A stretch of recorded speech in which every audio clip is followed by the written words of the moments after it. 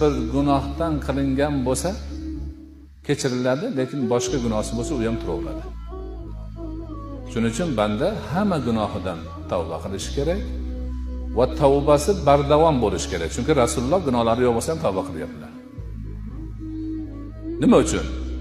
Tavba qilish uchun albatta birovni o'ldirish yoki birovning pulini tortib olish, qo'lini sindirish, oyog'ini nima qilish emas. Ko'ngilga ham boshqa falon ishni qilsammikin deb kelib qoladi ko'ngilga ham. Ana shu istig'forlar, tavbalar shu ko'ngilga kelganlarni ham qaytarib turadi. Ko'ngilni tep qo'ysa, ko'ngildagi rivojlanadi, kallaga o'tadi. Undan keyin niyatga kiriladi, niyat bo'lgandan keyin amalga oshiriladi. Ana shuni endi bosh ko'tarayotganda haligi doimiy qilib turadigan tavbalar, istig'forlar yotqizib qo'yar ekan. Mana shu taraflarga nihoyatda biz ehtiyot bo'lishimiz kerak.